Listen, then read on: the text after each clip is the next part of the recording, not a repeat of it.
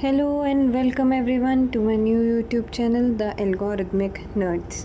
तो ये YouTube channel उन बच्चों के लिए होने वाला है जो अभी करंटली बीटेक, बीसीए या फिर एमसीए परस्यू कर रहे हैं और उनको कंप्यूटर साइंस से रिलेटेड या कंप्यूटर एप्लीकेशन से रिलेटेड जो सब्जेक्ट्स हैं उसमें काफ़ी प्रॉब्लम फेस करनी पड़ रही है। इस YouTube चैनल का हम आज पहला वीडियो यहाँ पर बनाने जा रहे हैं और इसी के साथ पहला सब्जेक्ट भी हम लेंगे। और जो पहला सब्जेक्ट हम पढ़ने जा रहे हैं वो होगा data structures and algorithm. Data structures and algorithm, ठीक है। अब data structure and algorithm start करने से पहले मैं आपको बता दूं, मैं आपको इस पर्टिकुलर नाम डेटा स्ट्रक्चर एंड एल्गोरिदम को 3 अलग अलग पार्ट्स में डिवाइड करके पढ़ाऊँगी। सबसे पहले हम बात करेंगे कि डेटा क्या है, उसके बाद में हम बात करेंगे कि डेटा स्ट्रक्चर क्या है और फिर लास्ट में हम बात करेंगे कि ये एल्गोरिदम क्या भला होती है। ठीक, तो चालू करते हैं आज की वीडियो। सबसे पहले स्टार्ट करते हैं डेटा के साथ। जब बात आती है डेटा की, तो डेटा क्या होता है बच्चों कि आपके आसपास के एनवायरनमेंट में जो भी ऑब्जेक्ट आपको दिखते हैं, ठीक है, वो सारे ऑब्जेक्ट्स, फैक्ट्स, फिगर्स, वो सब क्या कहलाते हैं, रॉ फैक्ट्स या फिगर्स कहलाते हैं आपके डेटा। अब अगर हम इस बारे में बात करें तो फॉर एग्ज़ाम्पल आप जिस फ़ोन से ये वीडियो देख रहे हैं वो फ़ोन अपने आप में क्या है, डेटा। ठीक, इसके बाद में जिस चेयर पे बैठ के देख रहे हैं वो चेयर भी क्या है, अपने आप में डेटा। इसके अलावा आपने फ़ैन ऑन कर रखा होगा, वो फ़ैन भी क्या हुआ, डेटा हुआ। लाइट आपकी डेटा हुई। तो जो भी चीज़ें आप अपने आसपास के एनवायरनमेंट में देख रहे हैं, जो भी रॉ चीज़ें देख रहे हैं, वो सब क्या है, डेटा। अब इन्हीं सारे डेटा का जो कलेक्शन है, ठीक है, और किस तरह का collection, meaningful connection. Meaningful collection जो होगा वो क्या कहलाएगा, आपका इंफॉर्मेशन। वो कहलाती है आपकी इंफॉर्मेशन। और इसी इंफॉर्मेशन को जब आप एक ऑर्गेनाइज्ड वे में या एक टैबुलर फॉर्मेट में, किसी भी ऑर्गेनाइज्ड फॉर्मेट के अंदर स्टोर करते हैं इस डेटा को या इस इंफॉर्मेशन को, तो वो क्या कहलाता है, आपका डेटाबेस। आई होप यहाँ तक चीज़ें क्लियर होंगी। अब इसके बाद में बात करते हैं हम हमारा नेक्स्ट वर्ड जो है डेटा स्ट्रक्चर्स। अब ये डेटा स्ट्रक्चर्स क्या है, तो डेटा स्ट्रक्चर क्या है, उस डेटा को या उस इंफॉर्मेशन को जो आप स्टोर कर रहे हैं वो स्टोर किस फॉर्मेट में कर रहे हैं, किस तरीके से उसको ऑर्गेनाइज कर रहे हैं, किस फॉर्मेट में ऑर्गेनाइज कर रहे हैं, वो ऑर्गेनाइजेशन या वो फॉर्मेट क्या कहलाता है, आपका डेटा स्ट्रक्चर।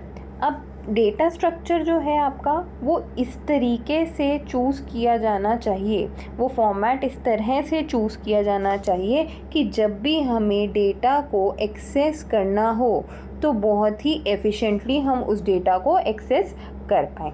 ठीक है, अब इसके बाद आपका लास्ट वर्ड जो हम पढ़ेंगे वो है क्या, एल्गोरिदम।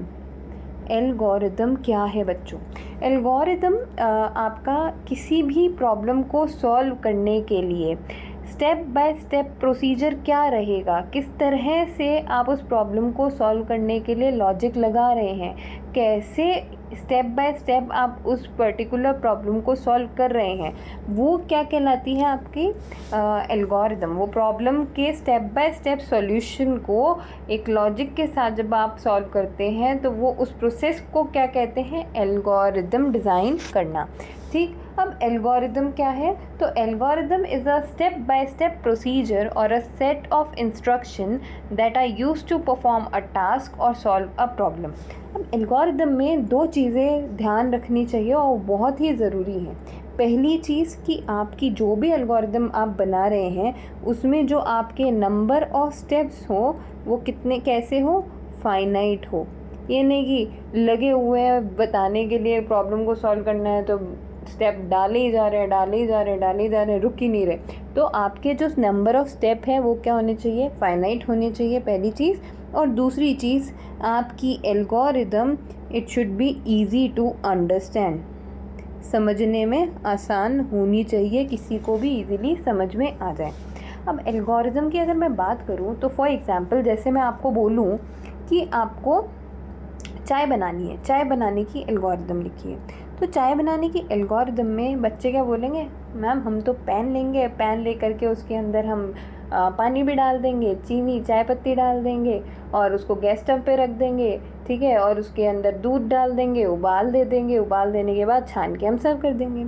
तो क्या ये बढ़िया एल्गोरिदम हुई? क्या ये एक परफेक्ट एल्गोरिदम हुई? मेरे अकॉर्डिंग तो नहीं। तो एल्गोरिदम की अगर हम बात करें डेफिनेशन की, तो डेफिनेशन क्या होनी चाहिए? The perfect step by step solution to solve a given task और a problem by applying some logical functions to it.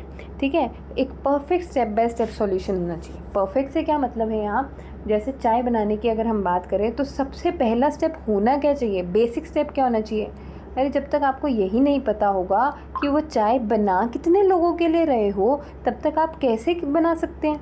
भाई लोग तो आपके घर में गेस्ट तो आए हैं 10 और आप बना रहे हैं चाय सिर्फ 4 लोगों के लिए, तो क्या वो 10 लोगों को आप सर्व कर सकते हैं? नहीं ना। तो इसी वजह से पहला स्टेप क्या होना चाहिए कि आपको पता होना चाहिए भाई गेस्ट कितने हैं, कितने लोगों के लिए चाय बनानी है, उनमें से कितने लोग चाय पीते हैं, कितने नहीं पीते हैं। ठीक, इसके बाद क्या होगा, सेकंड स्टेप जो बहुत ही इंपॉर्टेंट होगा वो ये कि आप अब इंग्रेडिएंट्स ढूंढेंगे, क्या आपके पास उतने इंग्रेडिएंट्स हैं चाय बनाने के लिए? अगर हैं तो बहुत बढ़िया, उनको कलेक्ट करके एक जगह पे असेंबल कर लीजिए, और अगर नहीं है तो फिर उनको लेकर के आएंगे आप मार्केट से। ठीक, अब इसके बाद क्या करेंगे, सबसे पहला स्टेप जो चाय बनाने के प्रोसीजर का होगा वो क्या होगा, सबसे पहले आप गैस स्टव ऑन करेंगे। ऑन करने के बाद में उस पर आप पैन रखेंगे, पैन के अंदर पानी डालेंगे, एक मेजर्ड अमाउंट, जितना आपको चाहिए उतना आप मेज़र करके पानी का अमाउंट डाल देंगे। उसको डालने के बाद में आपका नेक्स्ट स्टेप क्या होगा कि आप अब ये जो भी चाय बना रहे हैं उसके अंदर भी, चाय में कई लोगों के यहाँ लॉजिक अलग अलग आने लग जाते हैं। कोई पानी डालते ही पहले चीनी डालता है फिर उसको पकाता है, कई लोग होते हैं चाय पत्ती और चीनी दोनों डाल करके उसको पकाते हैं, फिर बाद में दूध डालते हैं। तो यहाँ से एक और चीज़ हमें समझ में आई कि जो हम एल्गोरिदम पढ़ रहे हैं, तो अगर हमने एक प्रॉब्लम किसी को दी और उसे कहा कि आपको अब यहाँ पर एल्गोरिदम डिज़ाइन करनी है इस प्रॉब्लम के लिए, तो ज़रूरी नहीं है हर एक पर्सन की एल्गोरिदम सेम आए। ठीक है, डिफ़र कर सकती है। तो इसी तरीके से चाय बनाने का तरीका जैसे सबका अलग है कि सबसे पहले अगर मैं मेरी बात करूं तो मैं पानी डालूंगी, पानी डालने के बाद जैसे चाय पत्ती और चीनी मैंने डाल दी साथ में, उसको पकाया।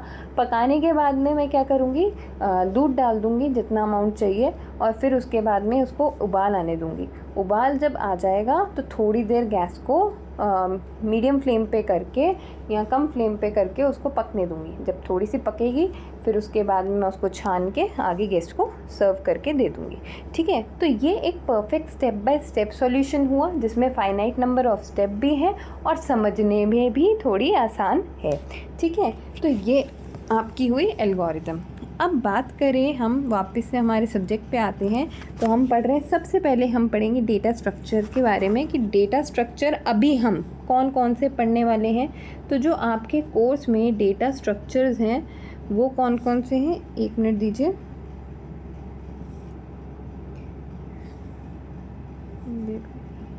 तो डेटा स्ट्रक्चर जो आप पढ़ने वाले हैं आपके कोर्स में, उसमें सबसे पहला डेटा स्ट्रक्चर कौन सा हुआ, एरे। सबसे पहले आप पढ़ेंगे एरे, जो आप सी प्रोग्रामिंग के अंदर भी पढ़ चुके हैं। एक और बात बच्चों, जब भी आप पढ़ेंगे कोई सा भी टॉपिक तो हमेशा याद रखना उस टॉपिक का साथ ही एडवांटेज भी पढ़िए, डिसएडवांटेज भी पढ़िए और एप्लीकेशन भी पढ़िए, क्योंकि उससे उस टॉपिक को समझना आपके लिए बहुत आसान हो जाता है। जब आपको पता होगा कि वो पर्टिकुलर टॉपिक कहाँ यूज़ में आ रहा है तो आप उसको ईजिली समझ पाएंगे। ठीक है, अब एरे की अगर हम बात करें तो एरे के अंदर हमने पढ़ा था कि एरे क्या है, एक लिस्ट है। कैसी लिस्ट है, जिसके अंदर जितने भी आइटम्स होंगे वो कैसे होंगे, होमोजेनस डेटा टाइप के, या फिर यूँ कह सकते हैं सेम डेटा टाइप के एलिमेंट्स उस लिस्ट के अंदर स्टोर होंगे। अब अगर हम बात करें कि ये क्या है होमोजेनस सेम डेटा टाइप, तो जैसे मैंने आपको बोला कि आपको आपको एक लिस्ट तैयार करनी है जिसमें आप स्टूडेंट्स के नाम देंगे। तो उस स्टूडेंट्स के जो भी नाम होंगे वो कैसा डेटा टाइप होगा, स्ट्रिंग डेटा टाइप होगा, राइट। अब उसके अंदर कोई न्यूमेरिकल वैल्यू आप ऐड नहीं कर सकते, कोई आप इंटीजर में या फ्लोट वैल्यू नहीं कर सकते हो, सिंबल्स ऐड नहीं करोगे, ऑब्वियसली कैरेक्टर्स का सेट या स्ट्रिंग्स आपकी होंगी, ठीक है। तो अब यहाँ क्या हो रहा है, ये जो डेटा टाइप होगा वो कैसा है, सेम डेटा टाइप है, दैट इज स्ट्रिंग। अब इसके अंदर कोई और तरह का डेटा टाइप आप ऐड नहीं कर रहे हो और सारे एलिमेंट सेम डेटा टाइप के होंगे, यानी कि स्ट्रिंग डेटा टाइप के होंगे। तो एरे का आपको आई थिंक समझ में आ गया होगा एरे क्या है, ठीक है। अब एरे के अंदर अगर हम बात करें एरे की, तो एरे जो है आपका उसके 2 टाइप्स होते हैं।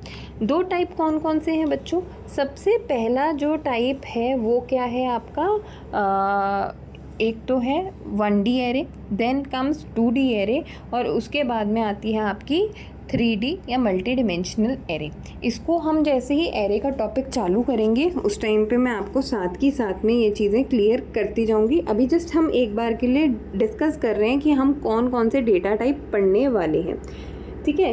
एरे की अगर हम एक बार के लिए बात करें तो एरे आपका जो है कैसा डेटा स्ट्रक्चर है, लीनियर डेटा स्ट्रक्चर है। अभी मैं आपको डेटा स्ट्रक्चर के भी टाइप्स पूरे समझाऊंगी, क्लासिफिकेशन समझाऊंगी, ठीक। इसके बाद जो आप सेकंड डेटा स्ट्रक्चर पढ़ने वाले हैं वो होगा क्यू।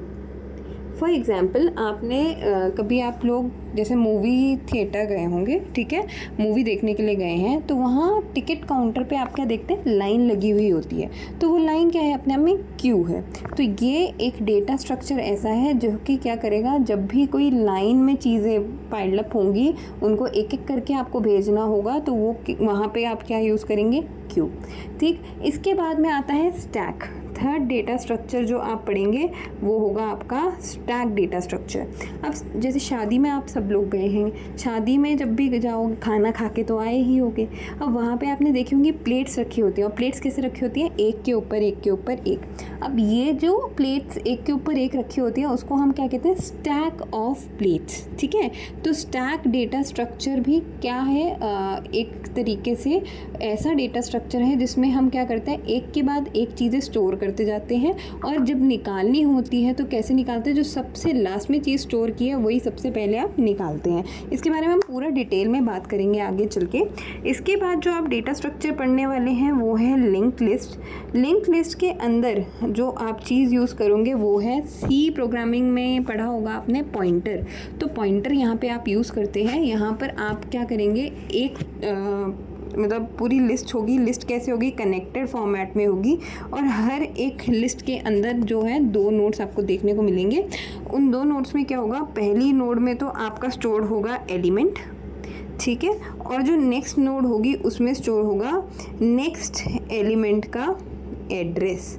आपका जो भी नेक्स्ट एलिमेंट आने वाला है उसका एड्रेस आप स्टोर करके रखेंगे सेकंड नोड में।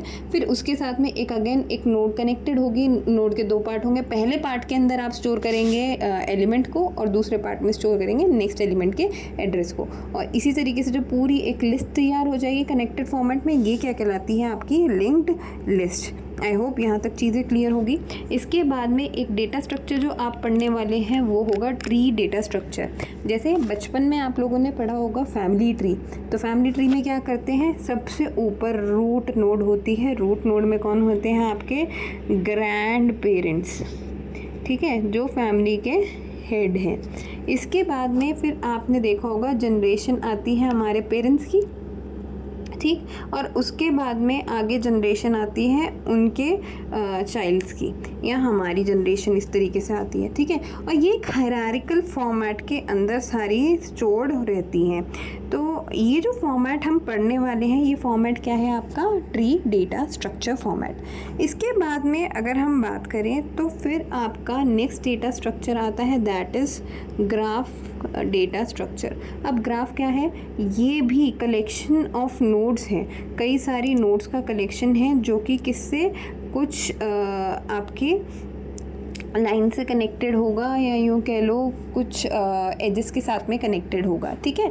अब ये जो है ये इंटरकनेक्टेड फॉर्मेट में भी हो सकते हैं, ठीक। ये आई होप यहाँ तक आपको समझ में आ गया होगा कि कौन कौन से डेटा स्ट्रक्चर्स के बारे में हम पढ़ने वाले हैं। इसी के साथ साथ जब जैसे ही डेटा स्ट्रक्चर कंप्लीट होंगे तो आप कुछ सर्चिंग की और कुछ सॉर्टिंग की टेक्निक्स भी पढ़ेंगे, ठीक है। तो ये आपका पूरा सिलेबस रहेगा for data structures and algorithms. अब बात करते हैं हम डेटा स्ट्रक्चर के क्लासिफिकेशन की। तो जब भी आप बात करते हैं क्लासिफिकेशन ऑफ डेटा स्ट्रक्चर, तो क्लासिफिकेशन कैसे करते हैं भाई? डेटा स्ट्रक्चर आपके दो पार्ट में डिवाइडेड है, एक है आपका लीनियर फॉर्मेट और एक है आपका नॉन लीनियर फॉर्मेट, ठीक है। अब linear format non linear format क्या है? लीनियर जो फॉर्मेट है उसके अंदर आप क्या कर रहे हैं, एक सीक्वेंस में चीज़ों को स्टोर कर रहे हैं, कॉन्टीन्यूस वे के अंदर आप चीज़ों को स्टोर कर रहे हैं। वहीं जब बात करी जाती है नॉन लीनियर की, तो नॉन लीनियर में ज़रूरी नहीं है कि आपका कॉन्टीन्यूस फॉर्मेट फॉलो हो। तो लीनियर के अंदर भी अब आप क्या करेंगे, एक तो पढ़ेंगे स्टैटिक लीनियर डेटा स्ट्रक्चर और एक पढ़ेंगे डायनामिक लीनियर डेटा स्ट्रक्चर, ठीक है। स्टैटिक के अंदर जो आप पढ़ेंगे वो होगी आपकी एरे, और डायनामिक के अंदर आप तीन चीज़ें पढ़ेंगे, that is stack, Q and linked list, ठीक है। ये सारे तो आप पढ़ेंगे आपके डायनामिक डेटा स्ट्रक्चर में। नॉन लीनियर में जो आप पढ़ेंगे वो होगा आपका ट्री और एक होगा आपका ग्राफ। आई होप यहाँ तक का क्लासिफिकेशन समझ में आ रहा होगा। अब इसके अंदर स्टैटिक क्या है, डायनामिक क्या है, ये भी एक्सप्लेन करती हूँ। तो linear data structure, non linear तो आई थिंक समझ में आ गया। लीनियर डेटा स्ट्रक्चर में हमने पढ़ा पहला स्टैटिक डेटा स्ट्रक्चर। तो आपका जो स्टैटिक डेटा स्ट्रक्चर है, ये स्टैटिक डेटा स्ट्रक्चर क्या कर रहा है बच्चों कि यहाँ पर आपका जो मेमोरी एलोकेशन है वो कॉन्टीन्यूस होगा। सपोज़ ये आपकी मेमोरी है, तो यहाँ पर जब डेटा स्टोर होगा वो कॉन्टीन्यूस वे के अंदर होगा। ऐसा नहीं कि कहीं रैंडम हो रहा है, एक के बाद एक इस तरीके से आपके पास स्पेस खाली मिलेंगे और कंटिन्यूसली एक कॉन्टिग्यूस फॉर्मेट के अंदर आपके जो भी डेटा है वो स्टोर होता जाएगा, ठीक है। जब हम डायनामिक की बात करते हैं, तो डायनामिक की जब हम बात करें तो आपकी मेमोरी ऐसा नहीं होता हर बार कि पूरी एक साथ एक बड़ा सा बंच आपको खाली मिले। भाई जैसे एक यहाँ डेटा पड़ा है, यहाँ डेटा पड़ा है, यहाँ डेटा पड़ा होगा और एक यहाँ डेटा पड़ा होगा। अब आपके पास में जो पोजीशंस खाली हैं वो देखो रैंडम प्लेसेस पे खाली हैं, सारी एक ही साथ खाली नहीं मिल रही। तो उस केस में हम पढ़ते हैं डायनामिक डेटा स्ट्रक्चर, जहाँ पर आप क्या है, आपको जब भी कोई डेटा स्टोर करना होता है तो वो डेटा आप एक नॉन कॉन्टिग्यूस फॉर्मेट के अंदर स्टोर करते हैं, ठीक है। हाँ जी, तो आपके जब हम बात करते हैं डायनामिक की, तो डायनामिक में जैसे मैंने बताया कि आपके पास कंटिन्यूस मेमोरी अवेलेबल नहीं होती है। तो जैसे बीच बीच में रैंडमली अवेलेबल है, तो वो रैंडमली आप वहाँ पे डेटा को स्टोर करते हैं, ठीक है।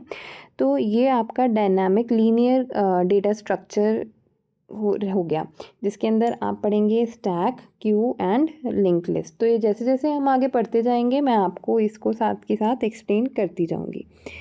इसके बाद आपका जो पहला डेटा स्ट्रक्चर है हम अब उस पर स्विच करेंगे, दैट इज़ एरे, ठीक है। सो एरे क्या है बच्चों? एरे जैसे हमने डिस्कस किया था कि सिमिलर डेटा टाइप के आइटम्स का कलेक्शन होता है आपका एरे। अब एरे क्या है आपका? एक लीनियर डेटा स्ट्रक्चर है, ठीक है। लीनियर डेटा स्ट्रक्चर है आपका एरे, जिसके अंदर आपको क्या दिखता है? कॉन्टिग्यूअस मेमोरी एलोकेशन देखने को आपको यहाँ मिलता है, ठीक। अब इसमें जैसे एरे की अगर हम बात करें तो हमने पढ़ा था कि एरे कितने टाइप्स का है। 1D एरे आप देखेंगे, एक आप पढ़ेंगे 2D एरे और एक आप पढ़ेंगे मल्टी डिमेंशनल एरे, ठीक। अब 1D एरे की जब हम बात करें या 2D एरे की, मल्टी डिमेंशनल एरे की, तो इसके अंदर कोई से भी एलिमेंट को जब आपको एक्सेस करना होता है बच्चों, तो वो एक्सेस कैसे करते हैं आप? Through it's index value. Index value मैंने आपको जब जब आपने सी प्रोग्रामिंग पढ़ी थी तो उस टाइम पे आपने पढ़ा होगा, एरे को हमने कभी भी जब एक्सेस करने होते हैं इसके एलिमेंट्स, तो इंडेक्स वैल्यू से हम इसको एक्सेस करते हैं। और इंडेक्स वैल्यू कहाँ से स्टार्ट होती है? From 0 then 1 2 3 and so on up to nth position तक ये आपकी जाती है इंडेक्स वैल्यू, ठीक है। और जो 0th पोजीशन है ये किसको रिप्रेजेंट करती है, आपके फर्स्ट एलिमेंट को। कहाँ पे आपका फर्स्ट एलिमेंट स्टोर्ड है उस पोजीशन को ये 0th इंडेक्स वैल्यू रिप्रेजेंट करती है, ठीक। अब एरे की जब हम बात करते हैं तो एरे पे कुछ ऑपरेशंस भी हम परफॉर्म कर सकते हैं। तो वो ऑपरेशन कौन कौन से हैं? पहला ऑपरेशन है सर्चिंग का। पहला ऑपरेशन आप पढ़ते हैं सर्चिंग का ऑपरेशन। मतलब जैसे मैंने आपको एक एरे दे दी, कुछ एलिमेंट्स इसमें स्टोर हैं, सपोज 2 5 9 8 6 एंड 4, ठीक है। तो इस तरीके से आपके एलिमेंट स्टोर हैं। अब मैंने कहा आपको एलिमेंट नंबर 8 सर्च करना है, तो वो कहीं ना कहीं लिस्ट ही दे रखी है और उसमें आप आराम से जो भी एलिमेंट आपको सर्च करना है आप वहाँ पे सर्च कर सकते हैं। दूसरा जो ऑपरेशन आप पढ़ते हैं वो दूसरा ऑपरेशन क्या है? Operation of traversing. अब ये ऑपरेशन ऑफ ट्रैवर्सिंग क्या है बच्चों? ट्रैवर्सिंग क्या है कि आपके पास ये लिस्ट दे रखी है, अब इसके हर एक एलिमेंट को आपको ट्रैवल करना है। आपको देखना है कि इस लिस्ट के अंदर कितने एलिमेंट हैं। एक एक एलिमेंट को सपोज आपको प्रिंट करने को कहा गया तो आप हर एक एलिमेंट पे ट्रैवल करेंगे, तो वही क्या कहलाएगी? आपकी ट्रैवर्सिंग, ठीक है। इसके साथ साथ अब आप यहाँ पे डिलीशन भी कर सकते हैं, एक पर्टिकुलर एलिमेंट को आप डिलीट भी कर सकते हैं, एक पर्टिकुलर पोजीशन पे आप एलिमेंट को इंसर्ट भी कर सकते हैं, तो इंसर्शन भी परफॉर्म कर सकते हैं। साथ ही साथ जैसे आपने देखा कि हमने जब ट्रैवर्स किया तो ट्रैवर्स क्या किया हमने? नॉर्मल ऑर्डर के अंदर लेफ़्ट टू राइट हम ट्रैवर्स कर रहे हैं, वैसे ही हम इसको रिवर्स ऑर्डर में भी ट्रैवर्स कर सकते हैं, जिसको आप कह सकते हैं रिवर्सिंग या फिर रिवर्स ट्रैवर्सिंग, ठीक है। तो ये कुछ ऑपरेशंस हैं जो कि आप परफॉर्म कर सकते हैं ऑन योर एरे। अब इसी के साथ में हम बात करते हैं एरे के टाइप्स के। तो एरे जैसे कि मैंने आपको बताया, सबसे पहली जो एरे का टाइप आप पढ़ेंगे वो कौन सा है? 1D array. अब 1D एरे क्या है बच्चों? ये या तो रोज़ या फिर कॉलम्स, कुछ रोज़ का कलेक्शन या फिर कॉलम्स। रोज़ और कॉलम्स ऑल टुगेदर एक साथ नहीं, या तो सिर्फ रोज़ में आपका डेटा स्टोर होगा या फिर कॉलम्स में आपका डेटा स्टोर होगा, ठीक है। इसके बाद में जब हम बात करते हैं नेक्स्ट एरे के टाइप की, लेकिन उससे पहले हम एक बार डिस्कस कर लेते हैं 1D एरे के एप्लीकेशन को भी। तो 1D एरे का जो एप्लीकेशन है वो क्या है बच्चों?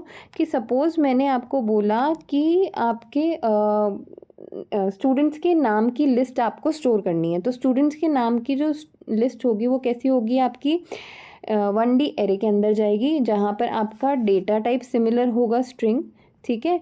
आपका जो भी डेटा है वो सिमिलर डेटा टाइप का होगा। अब उसको आप कॉलम के फॉर्मेट में स्टोर कीजिए या रो के फॉर्मेट में स्टोर कीजिए, डजेंट मैटर, वो आपकी क्या कहलाएगी? 1D एरे, ठीक है। इसके बाद में जो सेकंड टाइप है वो क्या है? आपका 2D एरे।